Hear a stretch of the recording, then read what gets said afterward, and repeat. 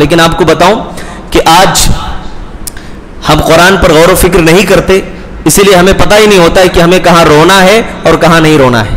ایک حافظ صاحب کا واقعہ آپ کو بتاتا ہوں کہ وہ بار بار دیکھ رہے تھے کہ عرب کے اندر عام طور پر دیکھیے وہاں ماحول ہے عربی کا، وہ لوگ عربی میں بہت عبور حاصل کیے ہوئے، ان کو سمجھ میں بھی آتا ہے کہ اللہ تعالیٰ کہاں پر کیا فرما رہے ہیں۔ تو لہٰذا انہوں نے دیکھا کہ عرب کے جو حفاظ قرآن کی تلاوت کرتے ہیں وہ بہت روتے ہیں، انہوں نے بھی موڈ بنا لیا کہ آج نماز میں رونا ہے، اور قرآن کی ایک آیت کریمہ واللائی یئسن من المحیض، عورتوں کے خاص ایام کے بارے میں آیت کریمہ تھی، وہ آیت کریمہ آئی، اس پر رونا شروع کر دیا انہوں نے۔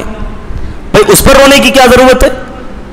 اللہ تعالیٰ تو اس میں عورتوں کے مسائل بیان کر رہا ہے، اب اس پر یہ دہاڑے مار مار کر کے رو رہے ہیں، سسک سسک کر کے رو رہے ہیں، بھائی ان کا کیا مسئلہ ہے؟ اللہ تبارک و تعالیٰ وہاں پر ان سے خطاب کر رہا ہے، ان کے بارے میں مسائل بیان کر رہا ہے، تو ہمیں پتہ چلتا ہے کہ کہاں پر رونا ہے اور کہاں پر نہیں رونا ہے۔ قرآن میں غور و فکر کرنا چاہیے، کیونکہ قرآن یہ ہم سے مطالبہ کرتی ہے یہ کتاب، اور یہ حق ہے قرآن کا کہ جب ہم اس کو پڑھیں تو اس کے ایک ایک آیت کو، ایک ایک لفظ کو، ایک ایک حرف کو ہم سمجھیں۔ مسلمان ہیں ہم نا، مسلمان ہیں تو ہمیں چاہیے کہ ہم سمجھیں، ہمارے گھر میں ہمارے بچوں کو اس کی تعلیم دیں۔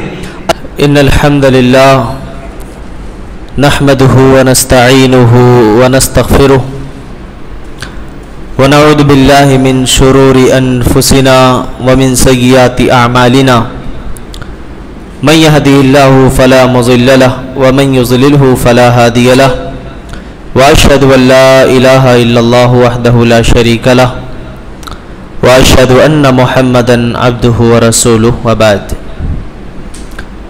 پانچویں پارے کا خلاصہ پیش خدمت ہے۔ اللہ تبارک و تعالی نے سورہ نساء کی ایک آیت کریمہ میں ہمیں اس بات کا بار بار احساس دلایا ہے کہ ہم رشتوں کا خیال رکھیں، رشتوں کو نہ توڑیں، ان رشتوں کو جنہیں ہم اللہ تبارک و تعالیٰ کے کلمے کے ذریعے سے حلال کرتے ہیں۔ تو ایسے رشتوں کا اور تمام رشتوں کا بھی خیال رکھنا ضروری ہے، کیونکہ حدیث قدسی ہے من وصلنی وصلتہ، جو مجھے جوڑتا ہے میں بھی اس کو جوڑتا ہوں، ومن قطعنی قطعتہ، اور جو مجھے کاٹتا ہے میں اس کو کاٹ دیتا ہوں۔ یعنی گویا کہ صلہ رحمی کرنے کی اور رشتے کو جوڑنے کی بہت بڑی فضیلت ہے۔ پانچویں پارے کے اندر خاص طور پر اللہ تبارک و تعالیٰ نے گھریلو تعلقات کے بارے میں، یعنی شوہر اور بیوی کے باہمی تعلقات، پھر اس کے بعد اگر ان کے درمیان کبھی کچھ اختلاف ہو جائے تو اس کا حل کیا ہے، یہ ایک اصول و ضابطہ جو ہے اللہ تعالیٰ نے بتایا ہے۔ یعنی گویا کہ اسلام ایک ایسا مذہب ہے جو ہمارے اختلاف اور نزاع کو ختم کرتا ہے، اختلاف کو بڑھاتا نہیں ہے۔ اسی لیے خاص طور پر جب میراث کے مسئلے کو آپ دیکھیں گے، وراثت کے تقسیم کے مسئلے کو اللہ تعالیٰ نے بندوں کے حوالے اسے نہیں کیا کہ بندے اپنی مرضی سے جیسے چاہیں جب چاہیں تقسیم کر لیں، جتنا چاہیں لے لیں، جتنا چاہیں دے دیں، یہ حساب اللہ نے نہیں رکھا ہے۔ یہ تقسیم اللہ نے اپنے ذمہ لی ہے تاکہ بیچ میں کوئی اختلاف نہ ہونے پائے، کوئی یہ نہ کہے نہیں مجھے اتنا چاہیے اس کو اتنا چاہیے۔ یہ اللہ نے ایسا حق ہے جس کو پہلے سے فکس کر دیا ہے، کس کو کتنا ملے گا، کون محروم ہوگا، کون محجوب ہوگا، کون مستحق ہوگا، یہ تمام باتیں اللہ تعالیٰ نے واضح فرما دی ہیں۔ تو بہرکیف شوہر اور بیوی میں اختلاف ہو تو اللہ تعالیٰ نے اس کے کچھ اصول و ضابطے بتائے، کہا کہ اگر بیوی نافرمانی کرے، شوہر کی بات نہ مانے، تو اس کا پہلا آپشن یہ ہے، پہلا راستہ یہ ہے کہ اسے سمجھایا جائے، نصیحت کی جائے اچھی طریقے سے۔ اس کے بعد بھی اگر نہ مانے تو دوسرا راستہ یہ بتایا گیا کہ بستر الگ کر دو، گھر سے الگ مت کرو، بستر الگ کر دو۔ لیکن ہوتا یہ ہے ہمارے یہاں کہ گھر سے ہی الگ کر دیتے ہیں۔ بستر الگ کرنے کا مسئلہ تو شریعت نے مقرر کیا کہ بھائی گھر ایک ہی رہے گا لیکن بستر الگ کر دیا جائے، تاکہ اس کے دل میں یہ خیال اور یہ احساس پیدا ہو کہ میں نے غلطی کی ہے اور اپنی غلطی کی اصلاح کر لے۔ اس کے بعد اللہ تعالیٰ نے یہ بیان فرمایا کہ اگر اس کے بعد بھی نہ مانے تو تیسرا آپشن یہ ہے کہ پھر اس کو مارو، لیکن مارنے کا جو حکم ہے اس طریقے سے مت مارو کہ اسے تکلیف پہنچے، یا بے رحم ہو کر کے مت مارو، جانور کی طرح مت مارو، بلکہ کہا گیا کہ ایسے جیسے مسواک سے کوئی مارتا ہے اس طریقے کی مار، یعنی اس کو مار بھی نہ ملے.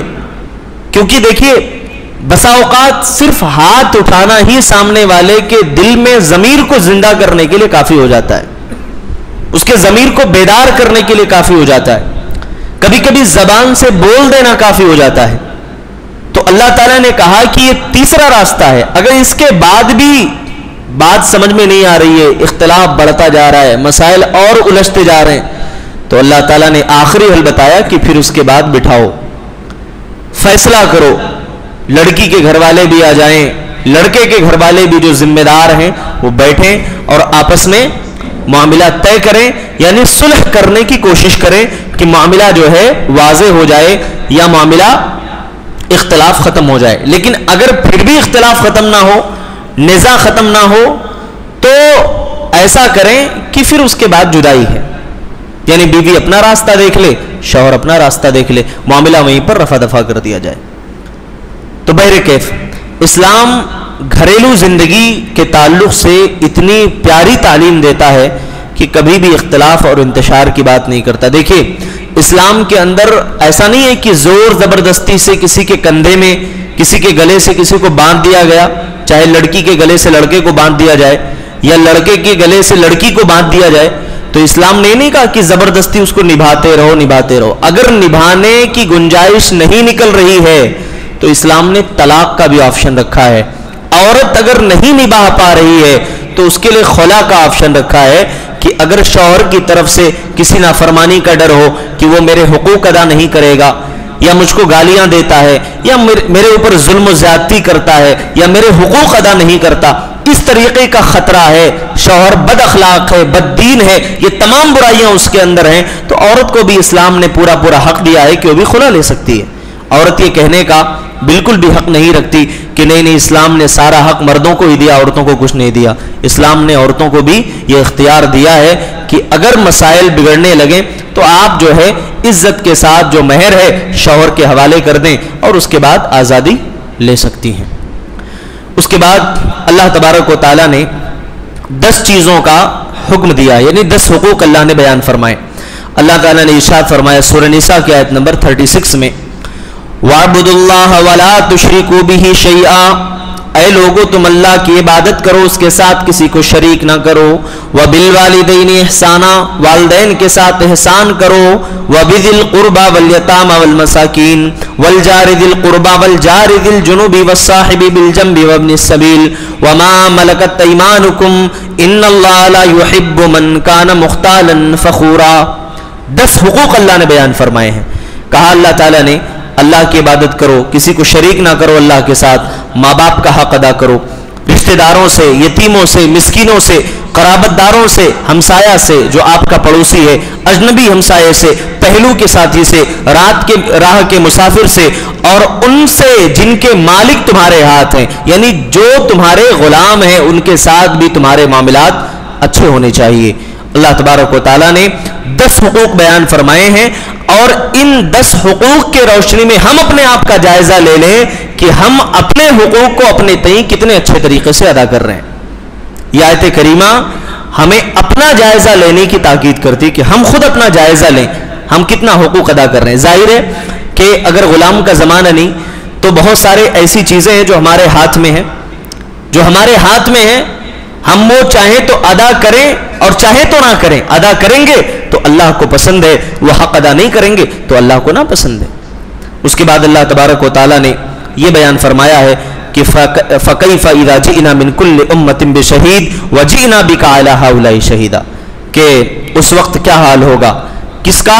کافروں کا، جس وقت ہر امت میں سے ہم ایک گواہ لائیں گے اور آپ کو ان لوگوں پر گواہ بنا کر کے لائیں گے. حضرت عبداللہ بن مسعود رضی اللہ تعالیٰ عنہ کہتے اللہ کے نبی نے مجھے حکم دیا کہ میں آیت کریمہ پڑھوں، اس کی تلاوت کروں. میں نے کہا اللہ کے رسول یہ تو آپ کے اوپر نازل ہوئی ہے. اللہ کے رسول نے کہا نہیں پڑھو. اس کے بعد فرماتے ہیں کہ جب میں اس کی تلاوت کرنا میں نے شروع کیا تو میں دیکھتا ہوں کہ اللہ کے نبی صلی اللہ علیہ وسلم کی آنکھوں میں آنسو آ گئے، آپ کی آنکھیں اشکبار ہو گئی، آپ رونے لگے. پیارے نبی صلی اللہ علیہ وسلم کے دل پر قرآن کا اتنا اثر ہوتا تھا. آج ہم قرآن کو سنتے ہیں, قرآن کی تلاوت بھی کرتے ہیں, لیکن ہمارے پتھر دل کے اوپر کوئی اثر نہیں ہوتا ہے. اس کا مطلب یہ ہے کہ ہمیں اپنے دل کی صفائی کی ضرورت ہے. ہم ہر نماز کے لیے وضو کرتے ہیں, وضو بناتے ہیں, تاکہ ہمارے ہاتھ میں, ہمارے چہرے پر, ہمارے پاؤں میں جہاں بھی جو بھی گندی چیزیں لگی ہوں یا دھول مٹی لگی ہو یا جو بھی چیز لگی ہو صاف ہو جائے. اللہ تعالیٰ فرماتے ہیں کہ اس چیز کو صاف کرنے سے پہلے تم اپنا دل صاف کر لو, کیونکہ جب تک تمہارا دل صاف نہیں ہوگا تب تک اللہ کے ہاں تمہاری کوئی بھی عبادت قبول نہیں ہوگی. تو دل کا صاف ہونا بہت ضروری ہے. اللہ تبارک و تعالیٰ نے اس کے بعد اسی پارے میں, 5ویں پارے میں, یہودیوں کے مکر و فریب کو بیان فرمایا ہے کہ وہ لوگ جو ہے بڑے بد کردار ہوتے ہیں اور ایمان والوں کو بار بار بھڑکاتے ہیں. جو کمزور قسم کے لوگ ہوتے ہیں انہیں اللہ کے راستے سے روکتے ہیں, روکنے کی پوری کوشش کرتے ہیں. اور ان کی سب سے بڑی کمی یہ ہے کہ خود سمجھتے ہیں اپنے دانست کے مطابق کہ اللہ کو دھوکہ دے رہے ہیں, جبکہ یہ اپنے آپ کو دھوکہ دے رہے ہوتے ہیں. اور اللہ نے ان کی ایک بڑی بری صفت بیان فرمائی, وَإِذَا قَامُوا إِلَى الصَّلَاةِ قَامُوا كُسَالَىٰ يُرَاءُونَ النَّاسَ وَلَا يَذْكُرُونَ اللَّهَ إِلَّا قَلِيلًا. جب یہ نماز کے لیے کھڑے ہوتے ہیں تو سست ہوتے ہیں, بڑی سستی کے ساتھ, بڑی کاہلی کے ساتھ یہ نماز پڑھتے ہیں. یہ لوگوں کو دکھانے کے لیے نماز پڑھتے ہیں, یہ اللہ کا ذکر بہت تھوڑا کیا کرتے ہیں. اللہ کے نبی نے فرمایا کہ منافقین کی علامت ہے کہ وہ صبح کے انتظار میں بیٹھا رہتا ہے. جیسے سورج طلوع ہوتا ہے, دونوں سینگوں کے درمیان شیطان کے, فوراً یہ اٹھتا ہے, جا کر کے 4 ٹھونگے مار لیتا ہے اور اس کے بعد سمجھتا ہے میری نماز مکمل ہو گئی. یہ منافق کی نماز ہے. نمازیوں کی بھی کئی کیٹیگری ہے. کچھ تو ٹھاٹ والے نمازی ہوتے ہیں جو بڑے جذبے کے ساتھ نماز پڑھتے ہیں, اور کچھ 8 والے ہوتے ہیں جو صرف جمعہ میں آتے ہیں, اور کچھ 360 والے ہوتے ہیں جو سال میں ایک بار نظر آتے ہیں, اور کچھ کھاٹ والے ہوتے ہیں جو جنازے میں آ کر کے نماز پڑھ لیتے ہیں. اور تراویح کی نماز میں کچھ لوگ رکوع والے ہوتے ہیں, امام صاحب کب رکوع میں جا رہے ہیں اس کے انتظار میں بھی کھڑے رہتے ہیں, پیچھے کرسی پر بیٹھے ہوئے ماشاءاللہ.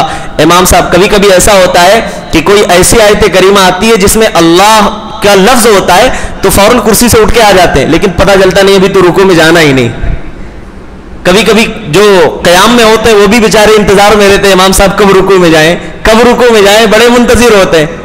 اچھا کئی بار ایسا بھی ہوا کہ بعض حضرات رکوع میں بھی چلے گئے اور امام صاحب آیت مستقل پڑھتے جا رہے ہیں.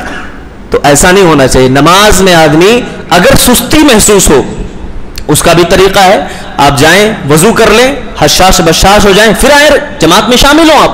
یہ نہیں کہ زبردستی پڑھتے جا رہے ہیں, ایسا نہیں ہونا چاہیے. اللہ تعالیٰ حکم دیتا ہے کہ تم نماز ایسے پڑھو جیسے تم اللہ کو دیکھ رہے ہو, اور اگر یہ تصور نہیں کر سکتے تو یہ تصور کرو کہ اللہ تم کو دیکھ رہا ہے. یہ ہماری نماز کی کیفیت ہونی چاہیے. اس کے بعد اللہ تبارک و تعالیٰ نے یہ حکم دیا کہ امانت کو ادا کر دو. ان اللہ یأمرکم ان تودوا الامانات الی اہلہا واذا حکمتم بین الناس ان تحکموا بالعدل. اللہ تم کو حکم دیتا ہے کہ تم امانت کو ادا کر دو. امانت ادا کرنے کا حکم دیا گیا ہے. یہ امانت مال کی بھی امانت ہو سکتی ہے, علم کی بھی امانت ہو سکتی ہے. اللہ نے ہم کو علم دیا, وہ علم امانت ہے, ہم پہنچاتے ہیں آپ کے پاس. مال امانت ہے, جس نے دیا ہے اس تک پہنچا دیں. لیکن ہمارے سماج اور معاشرے کا اتنا برا حال ہے کہ اگر بیچارہ کوئی آدمی کسی کی مجبوری کو دیکھتے ہوئے قرض دے دیتا ہے تو اس کے بعد خود اس کو ایک بھکاری کی طرح بار بار مانگنا پڑتا ہے, بھائی دے دینا اللہ کے نام پر. ایسا ہو جاتا ہے, یعنی بالکل بار بار. اور ایسی بھی کیفیت ہو جاتی ہے کہ صاحب فون بھی بند کر لیتے ہیں, یا فون بھی ریسیو نہیں ہوتا ہے, یا گھر میں موجود ہوتے ہیں تو بچوں کو بول کر کے بھیجتے ہیں, بول دو ابو نہیں ہے گھر پہ. اور بیٹا بھی ہوشیار ہوتا ہے, ابو ہمارے بول رہے ہیں ابو نہیں ہے گھر پہ. تو ایسی بھی کیفیتیں ہوتی ہیں.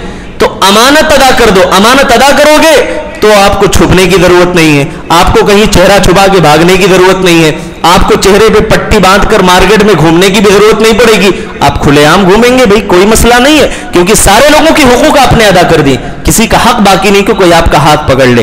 اور یاد رکھیں اس بات کو کہ انسان اس بات کا ہر وقت تصور کرے کہ اس کی موت کا وقت فکس نہیں ہے, کبھی بھی موت آ سکتی ہے. مرنے سے پہلے آدمی ان تمام ذمہ داریوں سے بری ذمہ ہو جائے پیارے نبی صلی اللہ علیہ وسلم کو دیکھیے، آپ مکے سے ہجرت کر کے مدینہ آ رہے ہیں، حضرت علی رضی اللہ تعالیٰ عنہ کو اپنے بستر پر لٹا دیا اور کہا کہ علی، جتنے لوگوں کے حقوق ہیں ان کی امانتیں میرے پاس ہیں، تم اس کو ادا کر دینا، اس کے بعد تم آنا۔ یہ پیارے نبی صلی اللہ علیہ وسلم کا حال تھا میرے بھائیوں، امانت ادا کرو، امانت ادا کرنے میں کوتاہی نہ کرو۔ اور نبی صلی اللہ علیہ وسلم نے منافق کی علامت قرار دی ہے کہ منافق ہے وہ شخص کہ جب اس کے پاس امانت رکھی جائے، وَإِذَا اؤْتُمِنَ خَانَ، تو خیانت سے کام لیتا ہے، وہ امانت ادا نہیں کرتا۔ اس کے بعد اللہ تبارک و تعالیٰ نے اس پارے میں یہ ذکر فرمایا کہ لوگوں، جب بھی تمہارے درمیان کوئی اختلاف ہو تو اللہ اس کے رسول کی طرف لوٹا دیا کرو۔ فَإِن تَنَازَعْتُمْ فِي شَيْءٍ فَرُدُّوهُ إِلَى اللَّهِ وَالرَّسُولِ، اختلاف ہو جائے اللہ اس کے رسول کی طرف آ جاؤ، آپ کے معاملات حل ہو جائیں گے، اختلاف وہیں پر ختم ہو جائے گا، معاملات نہیں بگڑیں گے۔ لیکن جب اپنے اختلافات کہیں اور سے حل کرنے کی کوشش کرو گے تو اختلاف اور بڑھیں گے، اور زیادہ اس میں اضافہ ہوگا، اور اللہ تبارک و تعالیٰ کے حکم کو آخری فیصلہ مان لینا، یہی ایک مومن کی علامت ہے، یہی ایک مومن کی پہچان ہے کہ مومن مان لے اللہ نے کہا ہے تو کہا ہے، میں تسلیم کرتا ہوں۔ اللہ کے رسول ہیں، میں ایک مثال دیتا ہوں آپ کو کہ رسول کے حکم کے سامنے صحابہ کیسے سر جھکا دیا کرتے تھے۔ اللہ کے نبی صلی اللہ علیہ وسلم ہیں، آپ دنیا سے رخصت ہو گئے، حضرت ابوبکر صدیق ہیں، صحابہ کرام بوکھلائے ہوئے پریشان ہیں، حضرت عمر آئے، تلوار نکال لی، کہا کسی کی مجال نہیں ہے، کوئی کہہ دے کہ میرے نبی وفات پا گئے تو میں اس کا سر قلم کر دوں گا، سر میں اس کا قلم کر دوں گا۔ اس وقت کسی کی ہمت نہیں تھی کہ کوئی حضرت عمر کے سامنے اپنی زبان کھول سکے۔ حضرت ابوبکر آئے اور انہوں نے قرآن کی آیت کریمہ تلاوت فرمائی، وَمَا مُحَمَّدٌ إِلَّا رَسُولٌ قَدْ خَلَتْ مِن قَبْلِهِ الرُّسُلُ أَفَإِن مَّاتَ أَوْ قُتِلَ انقلبتم عَلَىٰ أَعْقَابِكُمْ۔ جب یہ آیت کریمہ حضرت عمر رضی اللہ تعالیٰ عنہ نے سنی، فوراً مان گئے، اپنا جذبہ، اپنا غصہ بھول گئے، وہ ایک طرف، رسول کا حکم ایک طرف ہے۔ میرے بھائیوں، یہی ہمارا منہج ہے، یہی منہج اہل حدیث ہے، یہی منہج اہل السنہ والجماعہ ہے، یہی ہمارا عقیدہ ہے کہ جہاں بات آتی ہے سنت کی، جہاں بات آتی ہے اللہ اس کے رسول کے حکم کی، اللہ کی قسم اس کے مقابلے میں 1 کروڑ ہو، 1 لاکھ ہو، 1 ارب ہو، دنیا کی تمام جماعتیں ہوں، محمد صلی اللہ علیہ وسلم کی بات ہمارے لیے سر آنکھوں پر ہوتی ہے۔ ہمارے دل اگر جھکتے ہیں تو نبی کے حکم کے سامنے، ہمارے سر اگر جھکتے ہیں تو اللہ کے فرمان کے سامنے، اور کسی کے سامنے اس دل نے جھکنا سیکھا ہی نہیں ہے، صرف اللہ اس کے رسول کے سامنے۔ یہ ہونا چاہیے، یہی ہمارا اصول ہے، یہی ہمارا ضابطہ ہے، لیکن اس کے باوجود کہا جاتا ہے لوگ گستاخ ہیں، مانتے ہی نہیں ہیں۔ میرے بھائیوں، اللہ تبارک و تعالیٰ نے اس پارے کے اندر یہ بیان فرمایا ہے کہ قرآن کے اندر تدبر کرو، غور کرو، غور و فکر کے ساتھ پڑھو۔ قرآن میں سورہ نساء آیت نمبر 82 میں اللہ تعالیٰ فرماتے ہیں، افلا يتدبرون القرآن ولو كان من عند غیر اللہ لوجدوا فیہ اختلافا کثیرا۔ یہ لوگ قرآن میں غور و فکر کیوں نہیں کرتے ہیں؟ ابھی دیکھیے رمضان کا مہینہ ہے، بہت سارے جگہوں سے یہ خبریں بھی آ رہی ہیں کہ بہت سارے لوگ سماعت قرآن کا اہتمام کرا رہے ہیں، آیت کریمہ پڑھی جا رہی ہے۔ میرے بھائیوں اور میری مائیں اور بہنیں بھی بیٹھی ہوئی ہیں، اللہ اس کے رسول صلی اللہ علیہ وسلم کے طریقے سے ہٹنا، اس سے 1 انچ بھی منحرف ہونا، یہ گمراہی میں ہمیں اور آپ کو ڈھکیل سکتا ہے۔ اللہ نے جس چیز کو نیک بتا دیا، اچھا کہہ دیا، وہی نیکی ہے۔ آپ کو پڑھنا نہیں آتا ہے، آپ پڑھیں، قرآن کو سمجھیں، سمجھنے کی کوشش کریں، اور باقاعدہ اس کی کلاس لیں تاکہ آپ سمجھ سکیں قرآن کی ایک ایک آیت کو، کیونکہ اللہ نے کہا افلا یتدبرون القرآن، یہ لوگ قرآن میں غور و فکر کیوں نہیں کرتے؟ اللہ تعالیٰ کتنے نرالے انداز میں کہہ رہا ہے افلا یتدبرون القرآن۔ اور میں ایک واقعہ آپ کو بتاؤں کہ قرآن میں غور و فکر کرنے سے ہمیں یہ پتا چلے گا کہ کہاں اللہ نے جنت کا ذکر کیا ہے، کہاں اللہ نے جہنم کا تذکرہ کیا ہے، کہاں ہم کو رونا چاہیے، کہاں میں اللہ تعالیٰ سے سوال کرنا چاہیے، اس کا بھی پتہ چلتا ہے۔ پیارے نبی صلی اللہ علیہ وسلم کے سامنے جنت والی آیتیں آتی تھیں، اللہ کے نبی صلی اللہ علیہ وسلم کا چہرہ حشاش بشاش ہو جاتا تھا۔ آپ کے سامنے جہنم والی آیتیں تھیں، اللہ کے نبی رونے لگتے تھے، آپ کا دل نرم ہو جایا کرتا تھا۔ یہ اللہ کے نبی صلی اللہ علیہ وسلم کا حال تھا۔ اللہ تبارک و تعالیٰ نے اس کے بعد اس پارے کے اندر یہ بیان فرمایا ہے کہ اسلام نے جو فیملی سسٹم کو منظم اور مرتب کیا ہے کہ گھر کے اندر ہر کسی کی ذمہ داریوں کو اللہ نے تقسیم کر دیا ہے. مرد کی اپنی ذمہ داریاں الگ ہیں، عورتوں کی ذمہ داریاں الگ ہیں، اور مرد کو اللہ نے قوام بنایا. الرجال قوامون علی النساء، مرد یہ قوام ہے، فیصلہ لینے کا اختیار مرد کے پاس. کیوں؟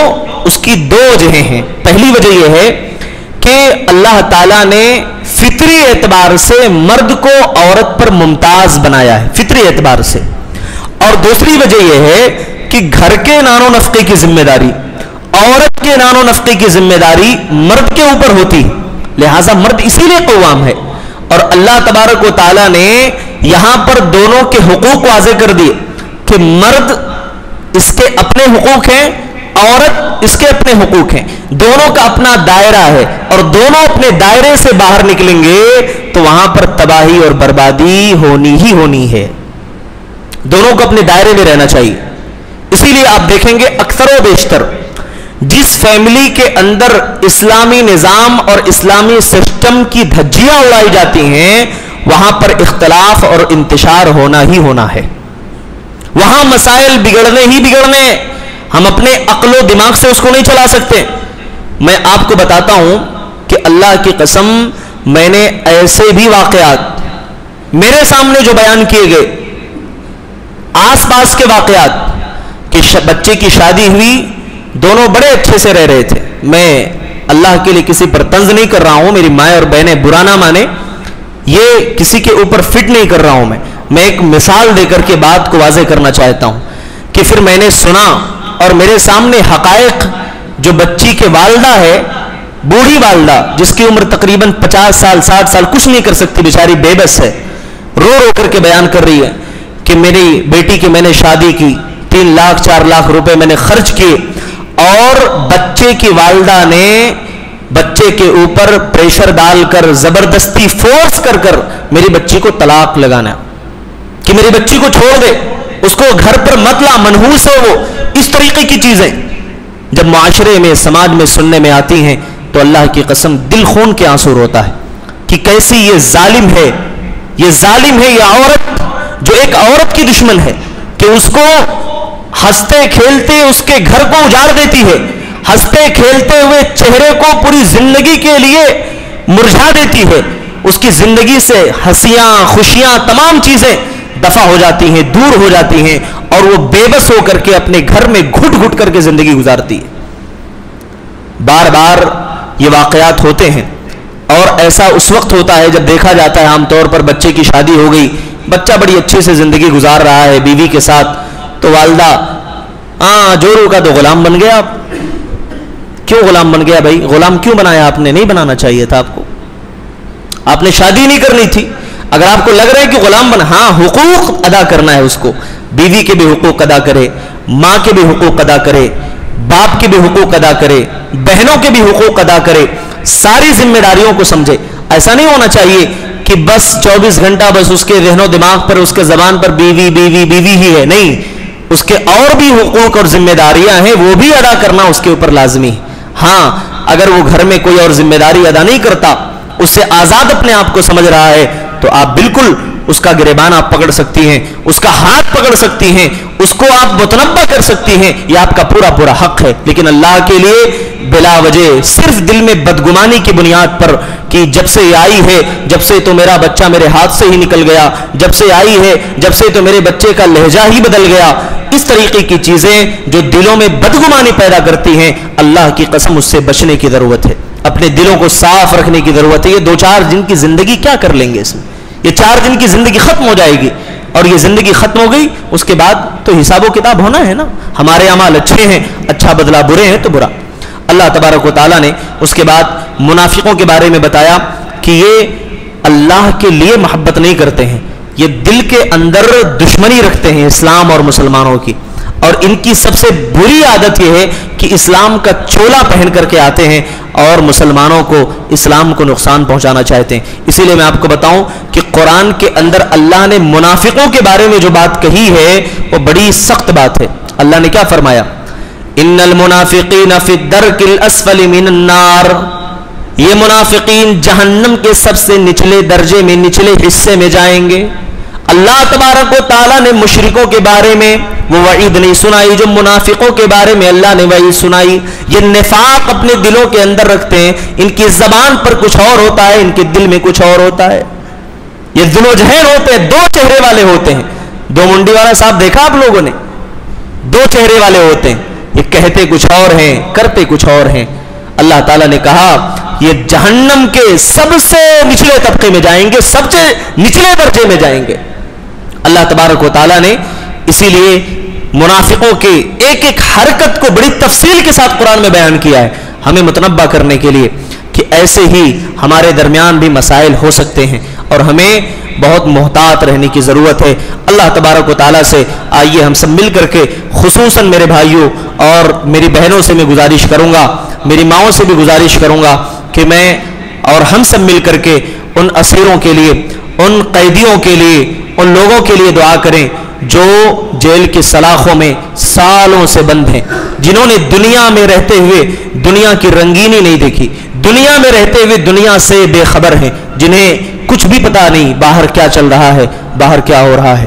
ان کے لیے خصوصی طور پر اس مہینے میں دعا کریں کہ اللہ تعالیٰ انہیں جیل کی سلاخوں سے رہائی نصیب فرمائے، کہ ظالموں نے انہیں قید و بندش میں ڈال دیا ہے، اللہ تعالیٰ انہیں نجات دلا دے، جیسے اللہ جہنم سے جو ہے آزاد کرتا ہے اپنے بندوں کو، اللہ تعالیٰ خاص رحم و کرم سے ان بندوں کو اللہ تعالیٰ جیل سے رہائی نصیب فرمائے، کہ ان کے بچے ہر عید کے موقع پر شاید اس امید میں بیٹھے رہتے ہیں کہ ہمارے والد آتے ہوں گے، یا ایک بہن اس انتظار میں ہوتی ہوگی کہ ہمارے بھائی شاید آتے ہوں گے، لیکن یہ انتظار سالوں سال گزر گئے مگر کچھ نہیں ہوا۔ ایسے لوگوں کے لیے خصوصاً دعا کریں، اللہ تعالی ہم سب کی دعاؤں کو قبول فرمائے، یہاں بیٹھنے کو قبول فرمائے، جو کہا گیا ہے اللہ ہم سب کو اس پر عمل کی توفیق عطا فرمائے، آمین تقبل رب العالمین، وآخر دعوانا الحمدللہ رب العالمین، السلام علیکم ورحمۃ اللہ وبرکاتہ۔